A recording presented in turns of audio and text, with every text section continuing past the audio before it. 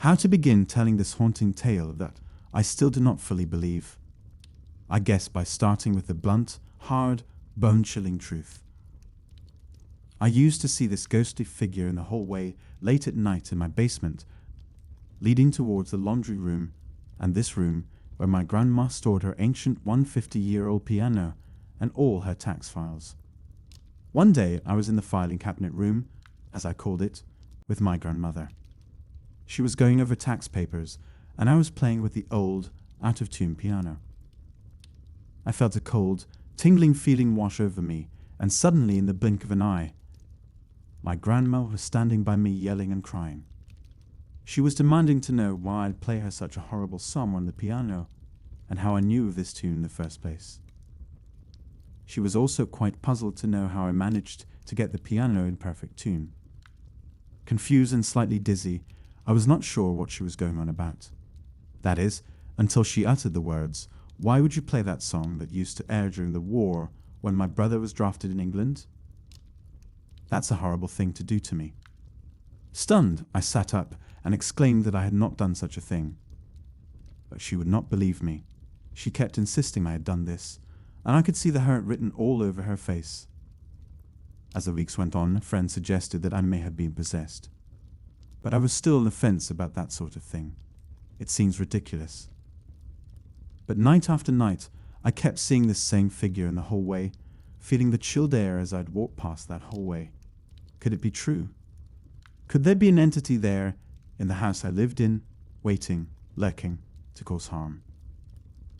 I used to spend all my nights as a teen in the basement, watching TV. My bedroom was on the main floor of the bungalow-style home I shared with my grandma and mum, but I often fell asleep watching TV, only to be awoken by strange sounds and strange feelings of coldness, and not from the damp basement temperature. I would feel something unsettling looking, but could never put my finger on it. Night after night I'd walk, sometimes run, past the hallway leading to the laundry room and filing cabinet room, and I'd always see something floating in a white dress with long white or blonde hair. I never got a good look at the face, but I heard these sounds I can't quite describe. It was as if something was waiting there, hoping I'd step foot down there. I never could, unless it was light out. A few times I tried in the dark of night, but I always felt sick doing so and would bolt back upstairs. This thing, whatever it was, would never leave that general area. For what reason, I'm unsure. I chalked up that ghostly womanly figure to a character I had seen as a small child on an episode of a popular Canadian TV show. Are You Afraid of the Dark?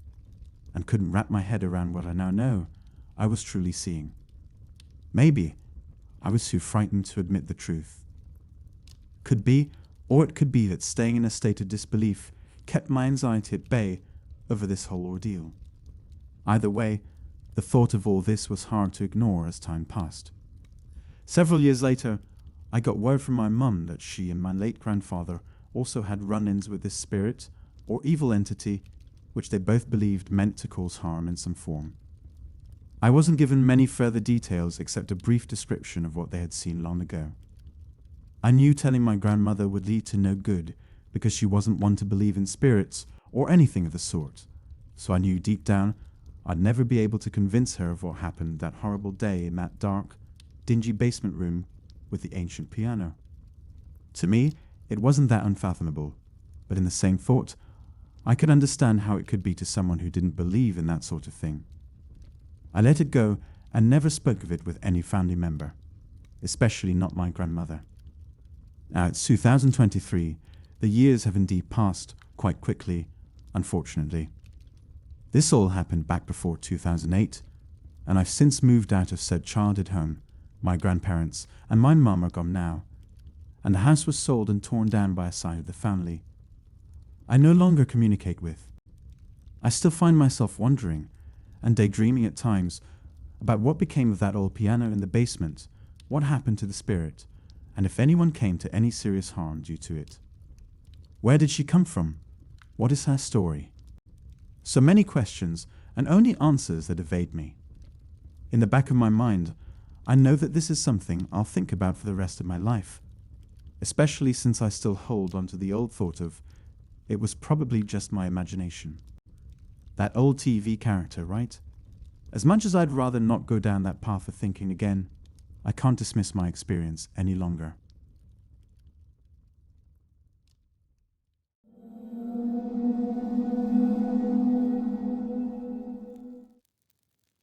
Whenever I'd be walking on my own, the creepy feeling of someone's eyes being stuck to me was always there.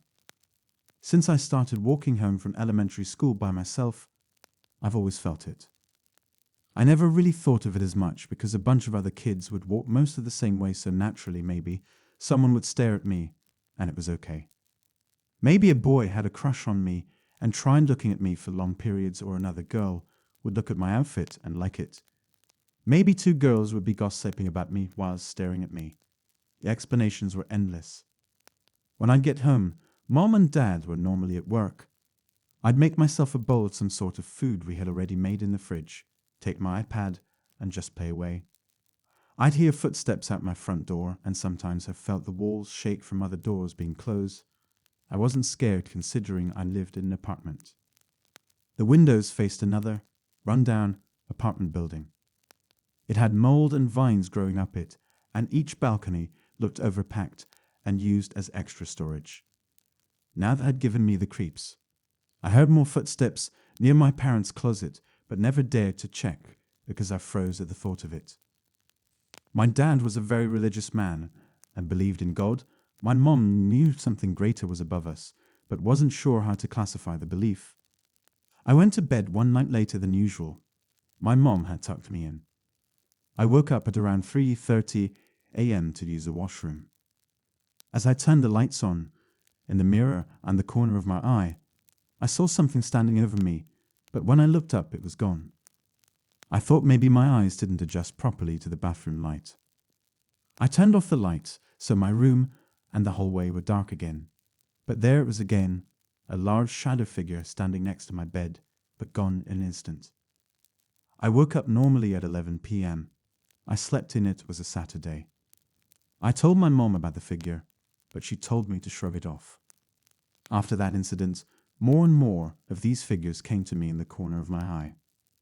Some were on their knees attempting to reach for me, some only inches away from my body. It had gone on for months. I told my dad that maybe the religious one would listen. He did. He called a priest to our house. After that, they stopped coming for me, and I was relieved. At least I thought. I started waking up with random cuts and bruises around my arms and legs, with blurry memories of dreams I had. It went on like this for years. They never really left me alone. Maybe they were gone from my sight, but I knew they were there. I'm now older and on vacation. Without the safety of the priest's practice, I was there free for their picking. My grandma's house was near a cemetery. Oh fuck. I knew it hurt. Black, weird-shaped bugs crawled over me. These figures looked ever so more inhumanly. I started hearing them call for me in situations where I knew if I slipped up, I could easily end my life. When I got back home, it was almost as if they had followed me. I told my friends and even my partner, but they all looked at me saying I might be schizophrenic or crazy, and making all of this up for attention.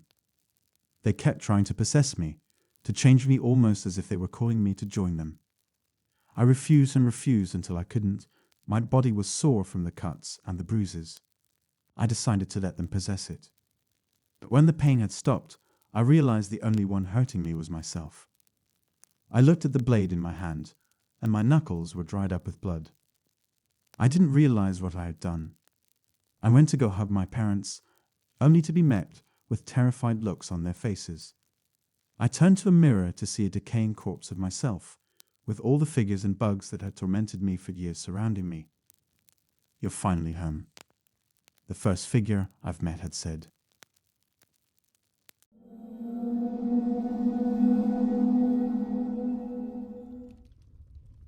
In the fall of 2018, our whole property was covered in dry leaves since we didn't take them until pretty late in the season, so we could do them all in one big go. Before I tell you what happened, I need to set the stage a little bit, so bear with me. My bedroom on the lower floor/basement had a window that was at the same level as a little mulched area covered with leaves also.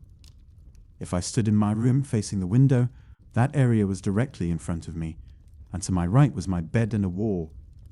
On the other side of that wall was a wide gravel area that passed by the house on that side. The path may be inaccurate. That's all there was until some lilac bushes 15 to 20 feet away at the edge of the property formed a fence essentially.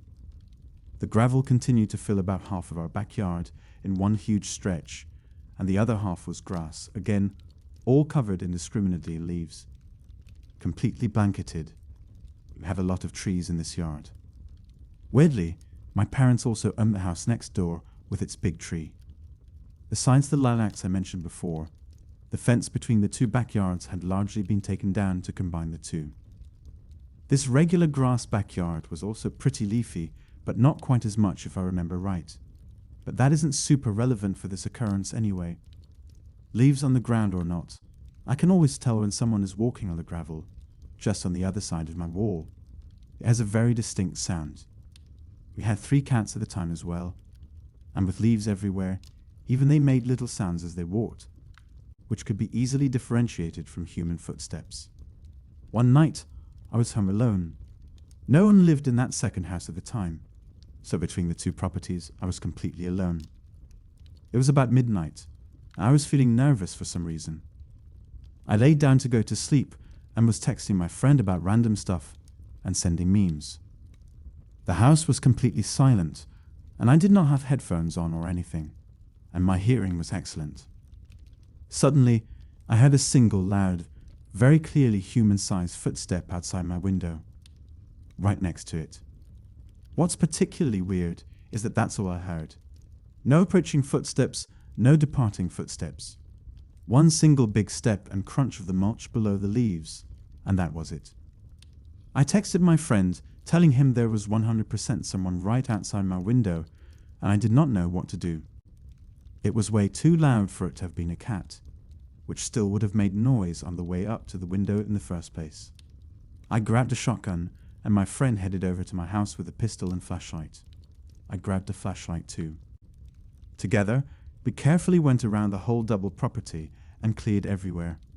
Behind every shed, under the decks, up in the trees, you get the idea. We looked everywhere. The cats were all in the garage, as they tended to sleep there, and have probably been in there since sunset. They were very lazy. It would be pretty hard to find footprints among leaves as far as I knew, so checking out the area outside my window did not tell us anything. I had lived in that house for about 20 years by that point, and in the first several years living there, constant strange things were happening inside that indicated a haunting of some sort. But we never felt in danger, just that there was someone else there with us. I believe in ghosts, but I am not sold on them being able to interact with things physically. Someone or something stepped outside my window after midnight and made no sounds getting there or leaving, in a situation where even cats made easily detected sounds when walking in the dry leaves completely covering the entirety of my backyard.